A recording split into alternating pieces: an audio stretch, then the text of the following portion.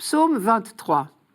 Portes, levez vos frontons, et levez-vous, portes éternelles, qu'il entre le roi de gloire. Qui est ce roi de gloire? C'est le Seigneur, le fort, le vaillant, le Seigneur, le vaillant des combats. Portes, levez vos frontons, levez-les, portes éternelles, qu'il entre le roi de gloire. Qui donc est ce roi de gloire? C'est le Seigneur, Dieu de l'univers, c'est lui le roi de gloire. Portes, levez vos frontons. Vous avez remarqué cette formule un peu étonnante. Portes, levez vos frontons, et levez-vous, portes éternelles. On imagine mal que les linteaux des portes puissent se lever. On comprendrait mieux une formule du genre « ouvrez vos portes à deux battants », sous-entendu pour laisser passer un cortège. Mais bien sûr, on est en poésie ici. C'est une hyperbole pour dire la grandeur de ce roi de gloire qui entre solennellement dans le temple de Jérusalem. Cette expression « roi de gloire » désigne Dieu lui-même, le Seigneur de l'univers.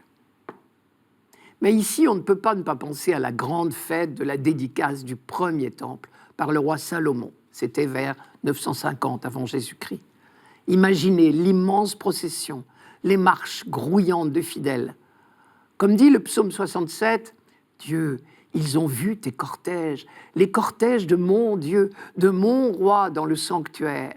En tête, les chanteurs, les musiciens derrière, parmi les filles jouant du tambourin. » La dédicace du premier temple par Salomon est décrite dans le premier livre des rois. Je cite. « Salomon rassembla à Jérusalem auprès de lui, le roi Salomon, les anciens d'Israël, tous les chefs des tribus, les princes des familles des fils d'Israël, pour faire monter de la cité de David, c'est-à-dire de Sion, l'arche du Seigneur. Tous les hommes d'Israël se rassemblèrent près du roi Salomon, au mois d'Étanim, le 7e mois, pendant la fête, c'est la fête des tentes. Quand tous les anciens d'Israël furent arrivés, les prêtres portèrent l'arche. Ils firent monter l'arche du Seigneur, la tente de la rencontre et tous les objets sacrés qui étaient dans la tente. Ce sont les prêtres et les Lévites qui les firent monter. Le roi Salomon et toute la communauté d'Israël réunis près de lui, présente avec lui devant l'arche, sacrifiaient tant de petits et de gros bétail qu'on ne pouvait ni le compter ni le dénombrer. Les prêtres amenèrent l'arche de l'alliance du Seigneur à sa place, dans la chambre sacrée de la maison, dans le lieu très saint, sous les ailes des chérubins. Au passage, il faut préciser que les chérubins dans la Bible ne ressemblent pas aux petits angelots de notre imagination. Ce sont des animaux ailés, à visage humain, qui ressemblent plutôt aux sphinx égyptiens. En Mésopotamie, c'étaient les gardiens des temples.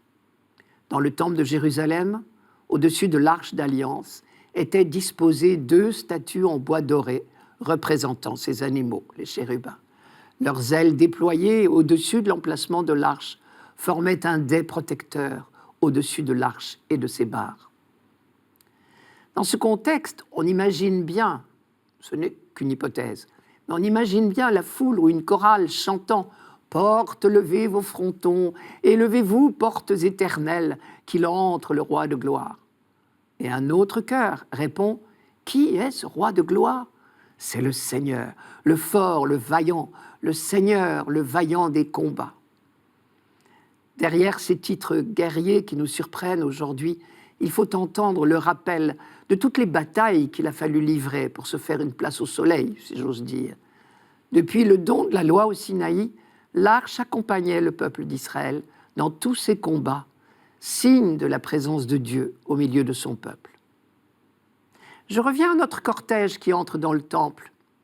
Si l'on retient cette hypothèse d'une grande procession avec l'arche d'alliance, cela oblige à imaginer que ce psaume soit très ancien, puisqu'on a perdu toute trace de l'arche depuis l'exil à Babylone. Aucun texte biblique ne parle plus d'elle de façon claire, ni pendant ni après l'exil. On ne sait pas ce qu'elle est devenue. A-t-elle fait partie du butin emporté par Nabuchodonosor au moment de la prise de Jérusalem et de l'exil en 587 ? A-t-elle été cachée par Jérémie au mont Nébo pendant l'exil, comme certains le racontent ? Personne n'en sait rien. Et pourtant, ce psaume a été chanté régulièrement dans les cérémonies au temple de Jérusalem, bien après l'installation de l'arche par Salomon et même bien après l'exil à Babylone, à une époque donc où il n'y avait plus de procession autour de l'arche.